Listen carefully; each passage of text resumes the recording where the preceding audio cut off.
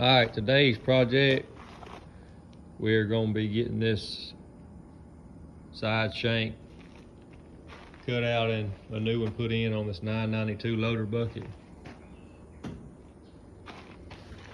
It is about worn all the way through on the bottom. So that's the project for today. We're going to be to remove this. My preferred method is to gouge these welds, and then on these corners you can just come in here with a big torch tip and cut straight through that, staying more on the top of this piece, and then you can kind of work the cut back up. Once you get the shank removed, you can work up into this side here to make sure you don't cut too much of the side away.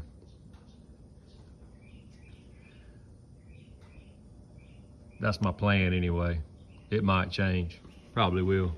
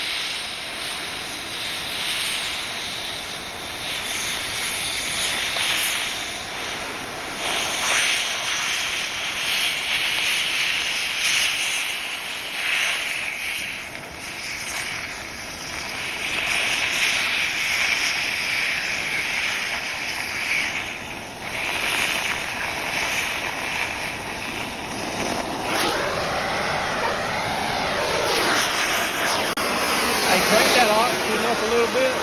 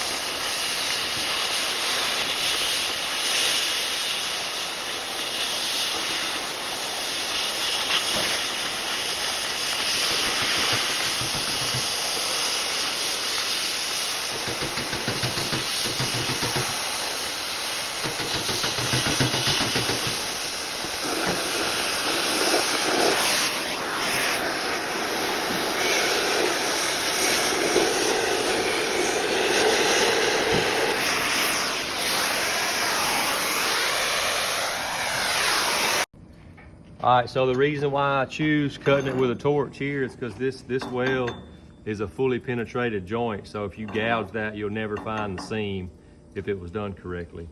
So what I did, I focused on staying on top of the shank and cutting, and then once we eventually get this out of the way, then I can focus on cutting all this weld out with a torch and allowing our new adapter to slide in place. It's just extremely hard to do all that gouging versus just cutting it straight away with the torch.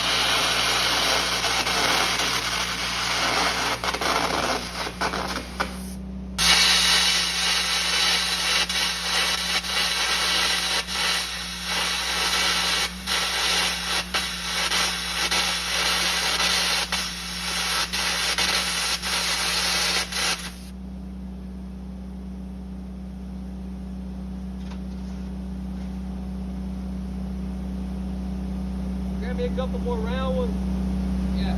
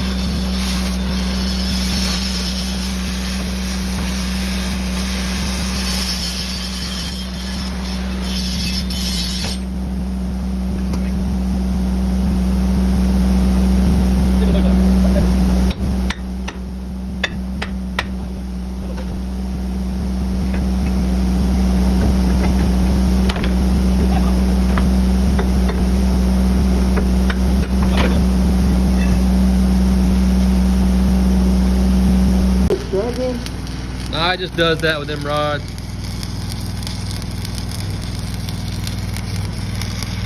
Welding up a little crack we found when we're doing our prep right on the edge of the weld, typical on these lips, but we need to go ahead and get that fixed before we go any further.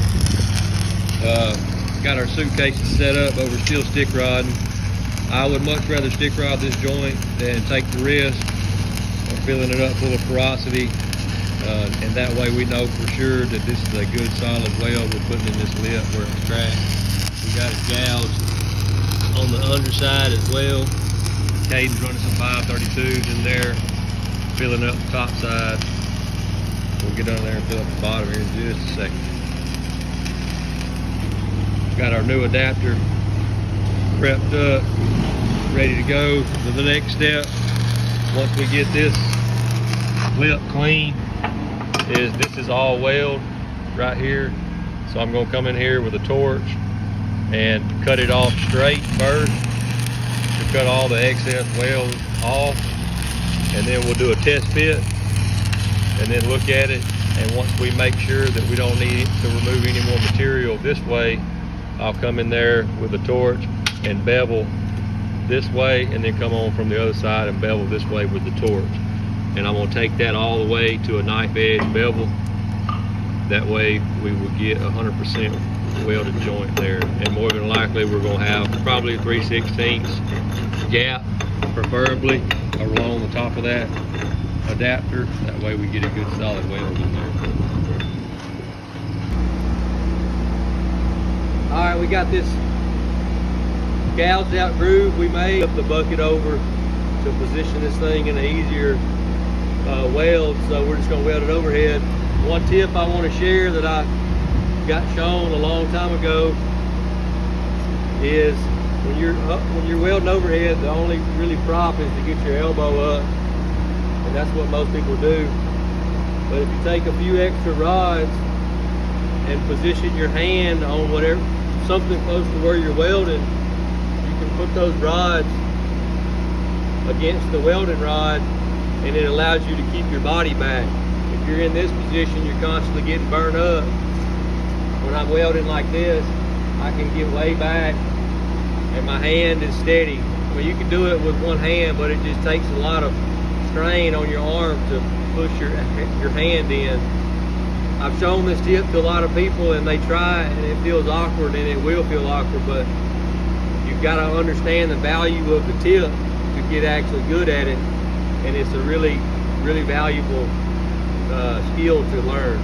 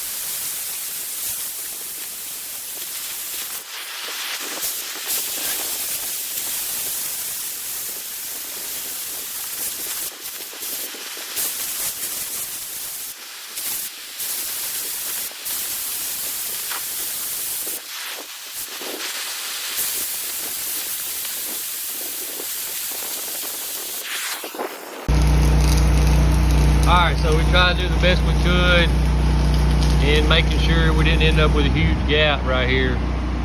But we did a test fit and got it fit in with very minimal gap.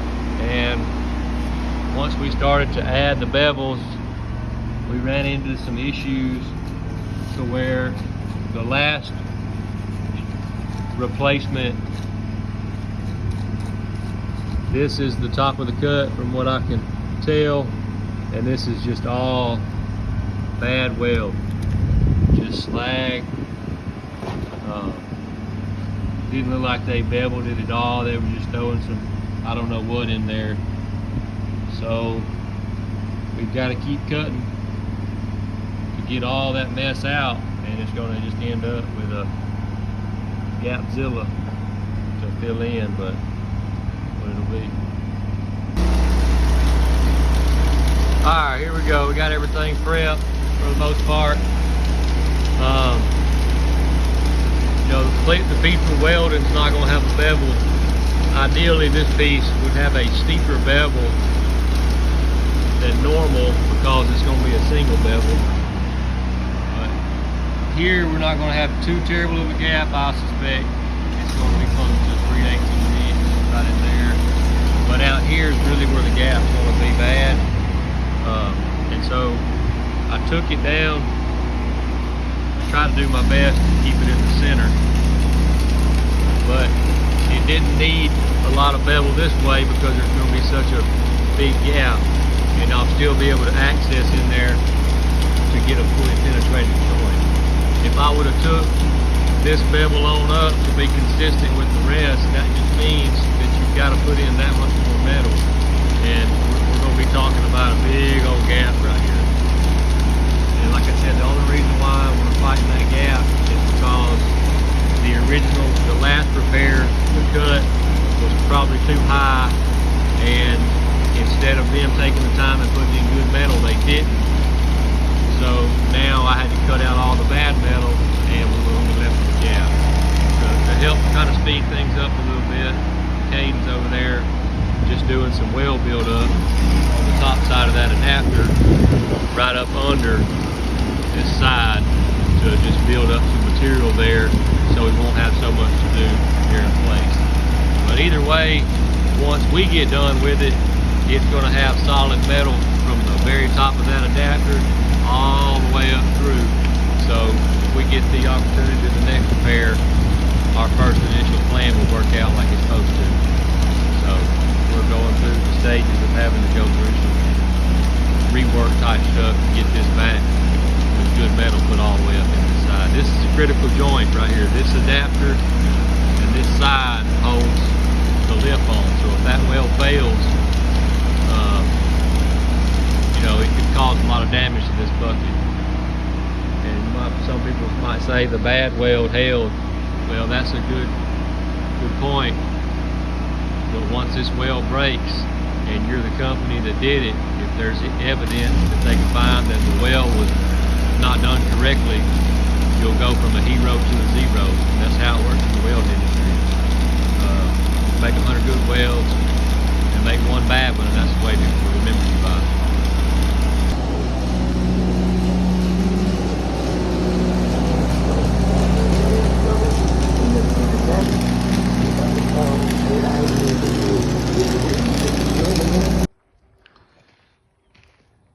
Alright, got it finished up. We did all this work out here on the weekend while this machine was down and not in operation. Did all the welding on the adapter with some 1/16 dual shield. This Cabelco was the brand. And we had 2 suitcases set up. We used 2 for a little bit, but ended up just kind of just passing it back and forth to not put so much heat into it, because with 2 going, might end up overheating it a little bit, causing problems later on down the road. But overall, project went good. Only thing we ran into was just that issue with having to cut out more material than we wanted to. Ended up making that just more weld material that we had to put in, but it's all solid now. There ain't no voids in there. It's all metal.